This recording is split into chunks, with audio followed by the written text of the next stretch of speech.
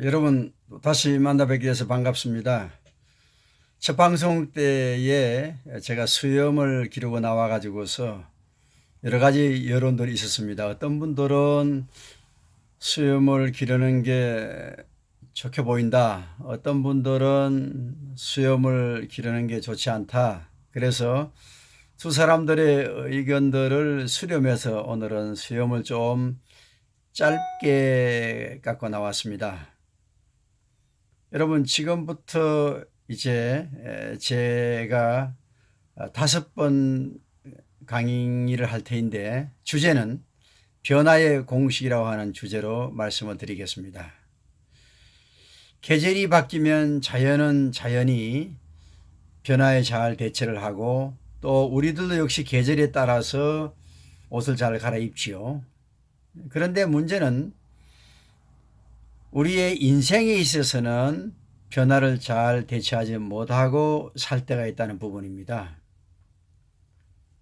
저는 강의를 하는 사람이라서 학교에서 강의할 때 학생들에게 여러분 지금처럼 인생을 살고 싶습니까? 그렇게 물었어요. 그런데 하나같이 지금처럼 살고 싶지 않고 변화의 삶을 살겠다 그렇게 대답을 했습니다. 누구든지 변화를 하기를 원하지만 이 변화가 왜 이렇게 어려울까요? 이것은 수학에도 공식이 있는 것처럼 변화에도 일정한 공식이 있습니다. 이 공식을 대입하지 않으면 변화가 일어나지 않는 거죠. 오늘 저는 여러분들에게 변화의 공식을 과감하게 소개를 하겠습니다.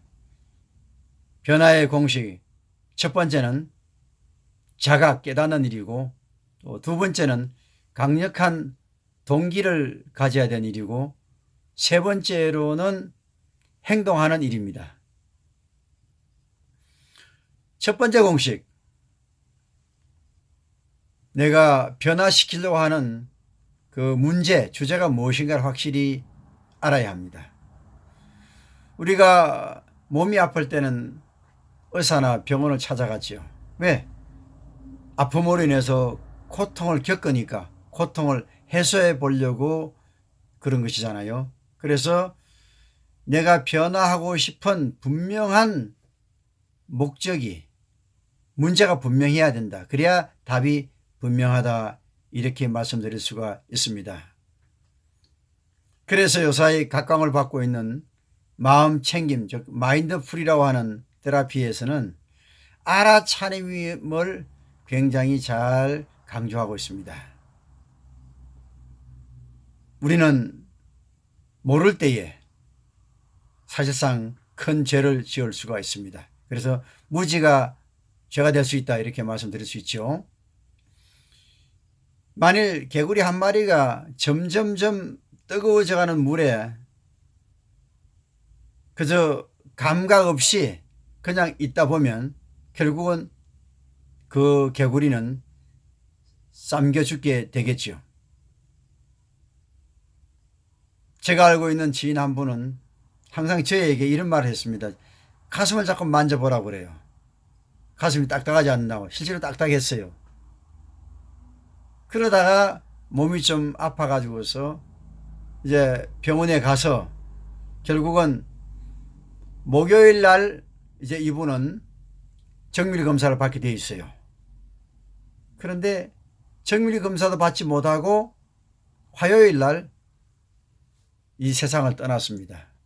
그러니까 문제의식을 갖지 않았기 때문에 자기 문제를 정확히 몰랐기 때문에 치료도 한번 받아보지 못하고 그렇게 세상을 떠났습니다.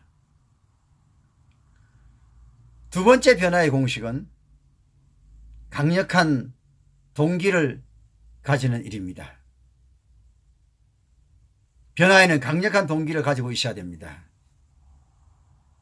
영어로 말하면 첫 번째 공식에는 what이라고 하는데 무엇 때문에 무엇을 가지고 변화해야 될 것인가. 두 번째 공식은 why, 왜 변화해야 되는가 하는 문제입니다. 사람들은 주로 어떨 때에 행동에 강력한 동기가 생길까요? 우선은 자기에게 유익이 있어야 됩니다. 사람들은 결코 손해가는 일을 하지 않으려고 그럽니다. 만약에 여러분 교회 다니면서 신앙생활을 하면서 예수 믿고 천국에 간다고 하니까 어렵고 힘들어도 신앙생활 하잖아요. 만약에 지옥 간다고 생각할 때 여러분 신앙생활 하겠어요? 안 하죠. 이것은 성경에서도 에덴 동산에서 잘 나타나 있습니다. 마귀가 하와에게 하나님께서 금지하는 과일을 하나님 따먹지 말라 그랬지. 그렇다 그러니까 그것은 따먹게 되면 너희들의 눈이 밝아서 하나님처럼 될 것이다. 이렇게 속임수로 접근합니다. 그래서 속아서 결국은 따먹지요. 이익이 있다고 생각하니까 따먹은 겁니다. 그리고 우리는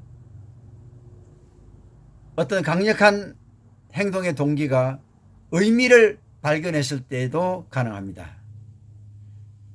의미요법을 창시하신 빅터 프랭클 같은 경우는 사람은 어떤 의미가 발견됐을 때에 어떤 어려움과 고통을 감수하고라도 그 일을 해낸다, 참아낸다, 이렇게 말을 했습니다.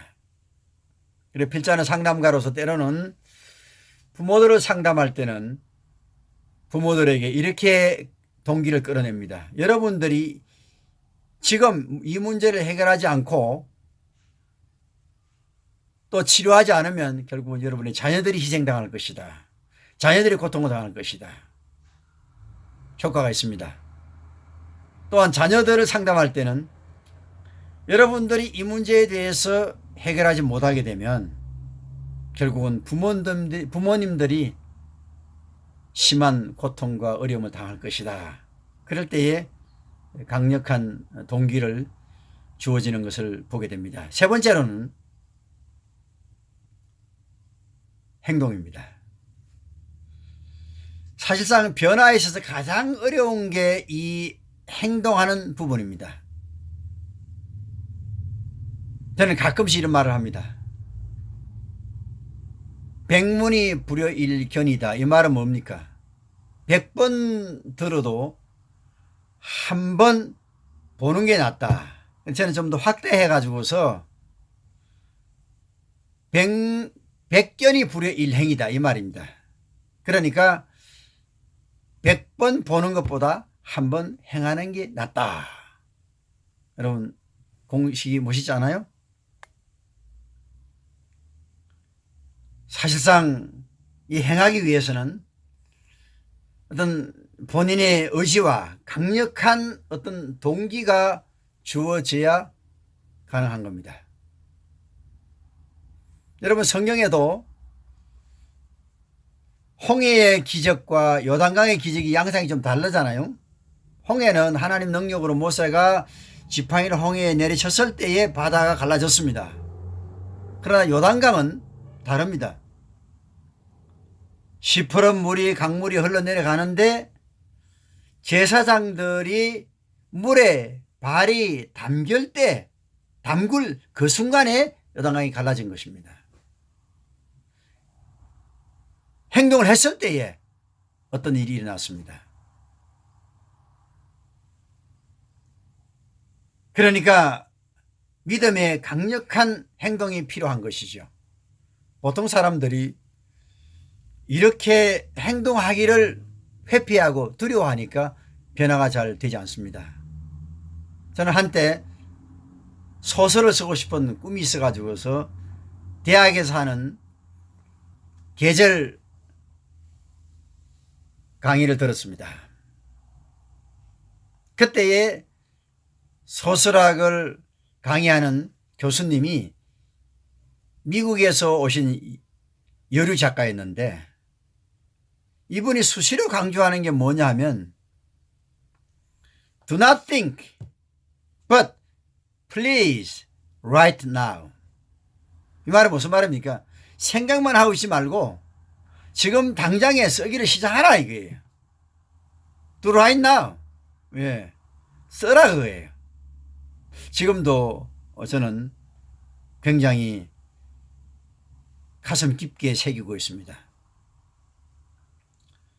여러분, 우리의 삶은 변화가 되어야 합니다. 변화되어야 될 부분은 변화가 되어야 합니다. 그러기 위해서는 세 가지 공식. 첫 번째로는 무엇에 변화할 것인가 알아야 합니다. 그리고 왜 변화해야 될 것인가? Why? 그리고 세 번째로는 Do it now. 곧 시작을 해야 합니다. 지금 시작해야 합니다. 그래서 다음 4번의 강의는 첫 번째로 트라우마에서 변화하자. 성격에서 변화해야 되고 무의식에서 변화해야 되고 그리고 환경에서 변화하자. 이런 주제를 가지고서 4번 강의를 시리즈로 하겠습니다. 계속 여러분 격려해 주시고 또 박수를 보내주시면 더 열심히 준비해서 더 좋은 강의로 답하겠습니다. 고맙습니다. 감사합니다.